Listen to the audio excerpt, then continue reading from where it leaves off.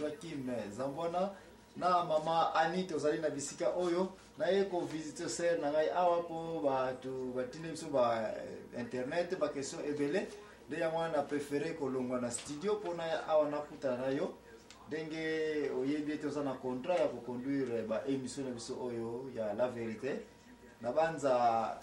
ba question on azali na yango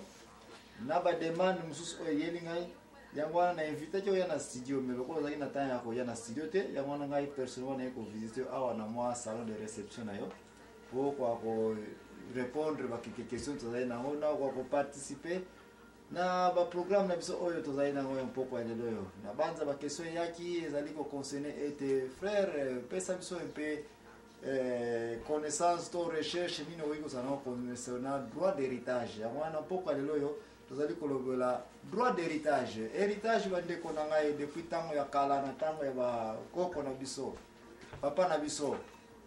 Adam azaki na bana n'est-ce pas oui azaki na bana bana ba botaki et puis nde mokiliti de zali ko continuer zali sorta héritage n'est-ce pas yango wana est-ce que vous ana idée moko ko iko episode concernant héritage d'après yo ser na ngai zali nini bon héritage ezali lokola ba biloko oya bandeko na biloko na bino donc biloko ezake uti na bandeko na yo neti banoko batata mwasi bon wana ne ça ba biloko ya ba eza ba benga ba héritage bon de ser na comme d'habitude au que biso na émission la vérité to le bara toujours vérité et vérité nde yango wana nde to terminer na émission oyo na banda ser na oyo chouer de susu parce que aux chrétiens n'est-ce pas oui émission la vérité tozali kozoba information na biso à partir la Bible kaka tokoke na modèle ya Bible héritage elingi koloba ete muntu oyo kati na makila ya ye direct par exemple papa mama bana baboti wande héritage elingi koloba descendance ya makila ya batu ndenge ezali kokitela directement et puis mutu biloko nyonso azali na yango akitisa mona bana na ye bana bakitisi na bana baza kokontinue kokitisa par exemple nzambe oyebike nzambe aza na mwana n'est-ce pas oui mwana ye nani Jésus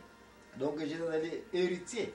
n'est-ce pas oui Adam azalaki na bana na ye Caïn Ève na Abel na bawi baleka te babota pe bana basi na bana mususu pe oyebi yango bawana nde ba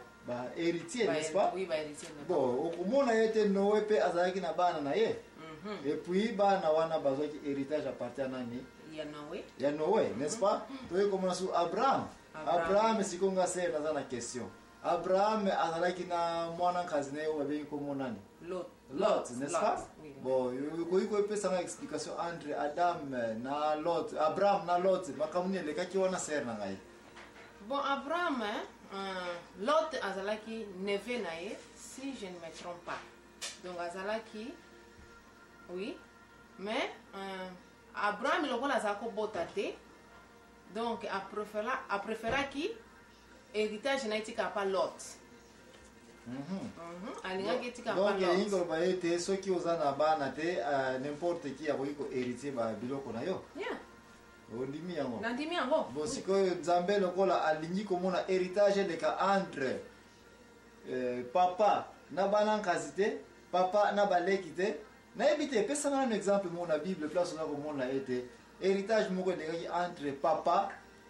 na bana te mais eke na bana nkazi to eke na ba famille pesa na yango pesa ko zana mo nandimi te ezali mpona moni Jacob yatikelaki bana na ye Abraham atikelaki mais tozoloba sikoyo bana nkazi to bana ya grand frère to bana ya mama to bana sœur na yo oyo kana yebi oyo Abraham alingaka atikela Lot héritage mais na banza nzambe alingaki esala maboko merci donc okangami kana point wana yete ozana difficulté ya kopesa biso explication place ni héritage ezali kokita entre papa na bandeko na ye entre papa na ba sœur na ye entre papa na bana ya ndeko na ye to bandeko na ye biloko moka ndenge wana donc oza mpenza komona yango te n'est-ce pas bon est-ce que okoyi mpenza kopesa ngai explication sikoyo to connaissance na yo ya famille to définition ya famille epa na yo ser na ngai ezali nini bon na ndenge nga na yebi famille ezali banoko ba mamale qui ba bon disons ba côté ya mama na biso nde ba nino ba wana les familles na bino ya wana famille na biso na tribu na bino. yeah. Donc selon définition ya localement to tribu to clan na yo nde famille ni koloba bande kona yo nyonso na kota mama na yo côté matriarcal wana nde famille na n'est-ce pas? Oui. Et donc ba so na biloko lelo kufi ba biloko no kotikela mo bande kona yo. Yeah, bande kona ngai. Mobile te. Mobile azande kona ngate. Ah, merci mingi. Ba vérité. Frère nanga et sœur nanga nde yango totelela émission oya la vérité musala biso ya koyaka kana ba vérité po ete to kwa kolongola équivoque to confusion oyo bato bazali na yango se na ko répondre yo na likambo uti koloba ete famille elingi koloba mutu na libota na ye bandeko na ye soit sokaza na système ya matriarcal côté ya famille ya mama na ye wana nde famille na ye sokaza na côté ya patriarcal ba côté papa nde wana famille na ye nde yango wana ntango tokozonga bandeko na kotante mpe korépondre d'une façon biblique to mokano ya nzambe ezali ndenge nini concernant définition ya famille na réalité na kati na société na biso. Merci mingi nde kokokende mosika te ngai l'impresario Joachim Zambwana mutu nazali kopresente émission oyo mpe na mpoko lelo nazali accompagné na sœur na biso mama Annie mutu azali l'activiste oyo azali korepresente bato bazali na munoko me bakoki koloba te ndeko nanga kokende mosika te ntango tozali kokende komela nano mwa moke mwa sikre na biso sikre oyo bayambelinga awa epai ya mama Annie nde ntango tozali kosilisa kokende mosika te naza na réponse na kopesa na oyo mama Annie l'activiste auti koloba ete famille ezali bandeko na ye yali bumu na ye o babotami esika moko na kote mama leki bandeko na ye tout ça na ntango même peut-être azali akobala tokoyeba na kokenda émission oyo wapi bandeko tokenda komela mwa sikre so ntango tokozonga nde tokokontina émission oyo ya l'impresario.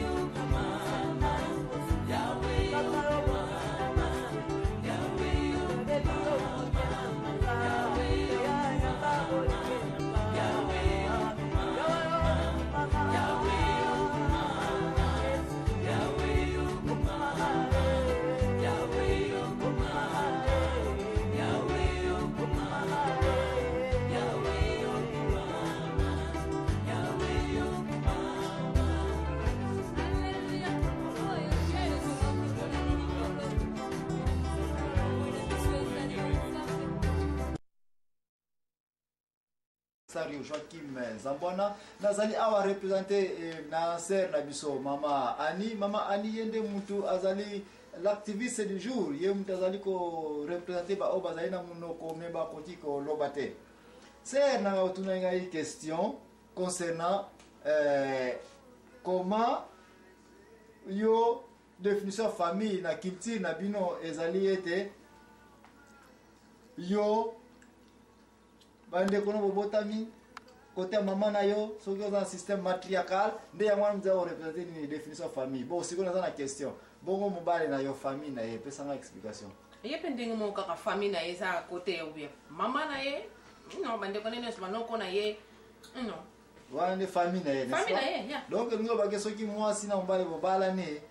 mwasi aza na famille na ye mobali mpe aza na famille na ye c'est ce que tu veux dire yeah eza bongo. Bon, siko to zonga na wana des définitions selon culture na bino n'est-ce pas? Yeah. Bon, siko yo. To ya un peu na niveau un peu intellectuel, to na niveau dictionnaire, peut ça une définition ya famille. Bon, famille ezali père, mère et les enfants. Il y a monté forme à la famille. Donc d'après yo, selon Mundele, to selon dictionnaire, to selon ba classe, famille ezali formée na père, mère et les enfants, n'est-ce pas? Oui. Et les neveux. Non, voilà exactement. Balubika va père, mère et les enfants. Et les sœurs. Ba sœur on bali to ya mwasi. Non.